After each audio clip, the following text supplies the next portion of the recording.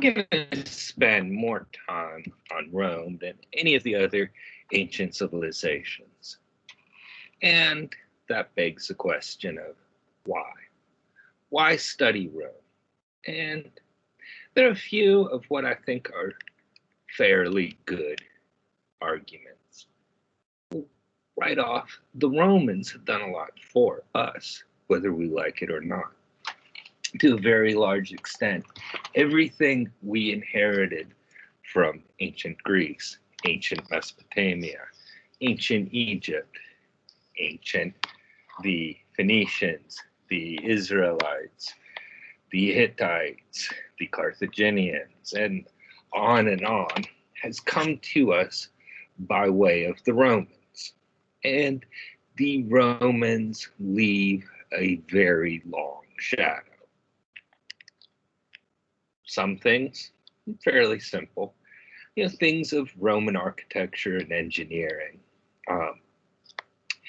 Places like the Colosseum in Rome have inspired buildings in modern times. Many American public buildings are directly copied from Roman architecture.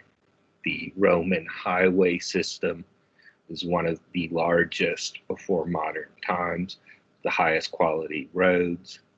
Many Roman roads are still major highways. The Romans engineering with aqueducts, things like that, continues in many countries to be perfectly viable. And other Roman legacies are things like their language, Latin. And Latin has had a huge impact on English. One count was 28.24% of all English words are directly borrowed from Latin. Of course, we use the Roman alphabet, and we can look at things like words like language. Many of those sort of highfalutin words in English tend to be directly from Latin. We might think of Latin as a dead language, but it isn't. Modern Latin, that is the Romance languages, are spoken by almost 1 billion people today in the forms of Spanish, Portuguese, French, Italian, Catalan, Romanian, and numerous others.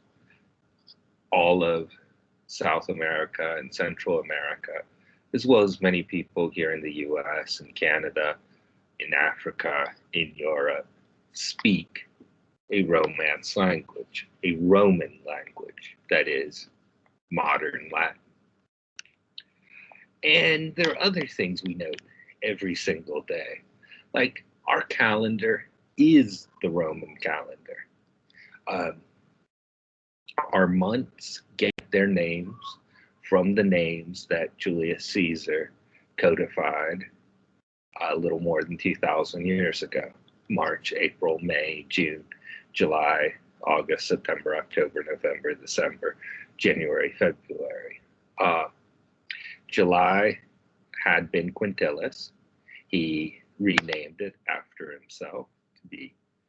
And the former month of Sextilis is now August, named after Julius Caesar's adopted son, Augustus.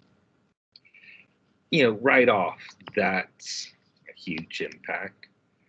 Roman law has a massive impact on our modern world. All of the countries on this map in blue have law that is directly based on Roman law, that is civil law. The countries in green have slightly modified versions of Roman civil law.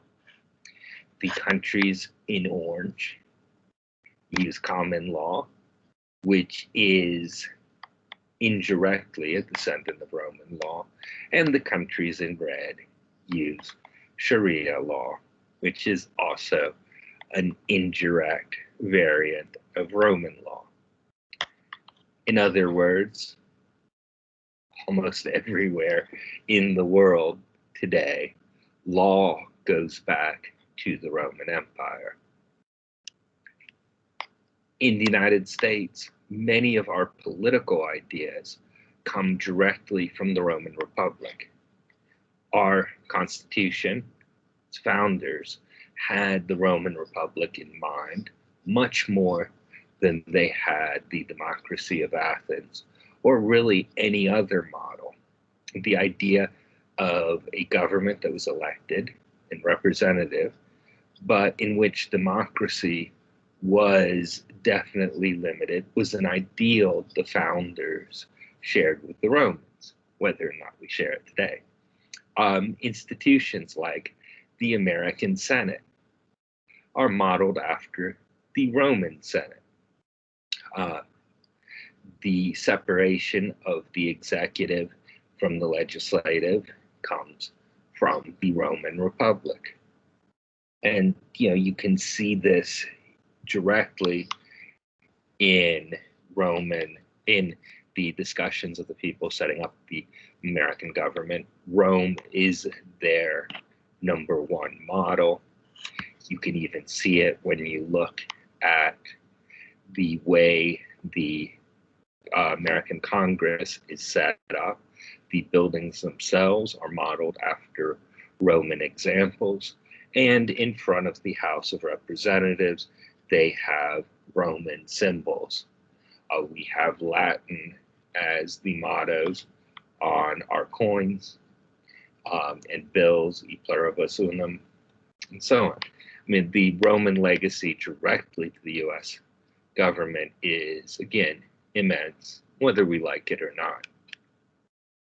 The Romans also leave an enormous legacy in religion. Now, the Roman Empire, Republican Empire, have two separate major religions. The first religion, the traditional Roman religion, is the worship of the old Roman gods. Many of them have names that are familiar to us. Mercury, the messenger god; Venus, the goddess of love; Mars, the god of war; Jupiter, the king of the gods, sitting here on his throne; Saturn, so on. Our planets have Roman names. Now, that religion eventually gave way to the second Roman religion, which is Christianity. And Christianity began very much in a Roman world. It began in the Roman Empire. It spread through the Roman world.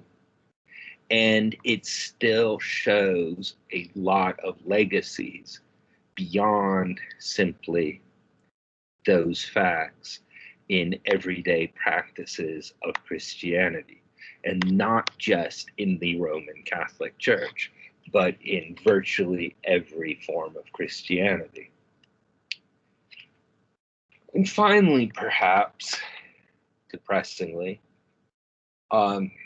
in late September 2020, maybe more than at some points in the past, Roman history has parallels to our own, and maybe to our own future.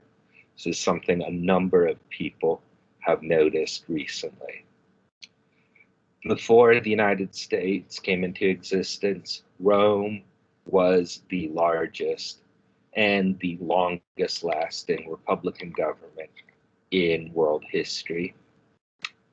It went from being a representative democracy to becoming a dictatorship as the Roman Empire, and the Roman Empire too fell. And many people have suggested that we might be going down the same path. Perhaps Rome is the best model for our own future. Hopefully not, but certainly something we can learn from. And so, in the next few days, we'll spend some time looking at that Roman history.